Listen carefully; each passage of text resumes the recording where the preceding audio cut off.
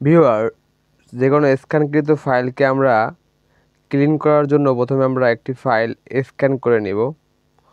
তো স্ক্যান করা হয়ে গেলে দেখুন সাধারণত আমরা দেখতে পাই যে স্ক্যানকৃত ফাইলটি একটু ঘোলাটে টাইপের থাকে বা একটু আনক্লিন থাকে।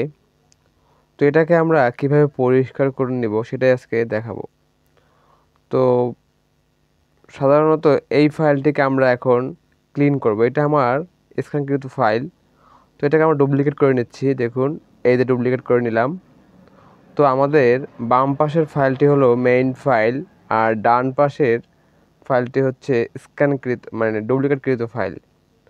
তো আমরা এখন ডুপ্লিকেট যে ফাইলটি রয়েছে অর্থাৎ কপি ফাইল, সেটাকে আমরা এখন ক্লিন করব। তার জন্য আমরা এটার উপর ক্লিক করে আমরা কিবোর্ড থেকে Ctrl+L প্রেস করে দেখুন নিচে একদম যে লাস্ট ড্র পার্টে রয়েছে এটার উপর ক্লিক করব।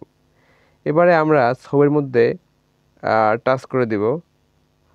তো ছবির মধ্যে টাচ করলে দেখুন ছবিটি ক্লিন হয়ে গেল। তো দেখুন এখন অনেকটা ক্লিন দেখাচ্ছে। তো বাকি একটু ঘোলাটে রয়েছে। তো এক সামান্য ঘোলাটে যদি থাকে সেটুকু আপনারা Ctrl+M প্রেস করে কিবোর্ড থেকে একটু ব্রাইটনেস বাড়িয়ে বা কমিয়ে দেখবেন, যেটা আপনার জন্য মানে ক্লিন হয় আর কি, সেটা আপনি রেখে দিবেন। দেখুন আমি নিচ থেকে একটু এই যে, তো এটা বেশ ক্লিন আছে।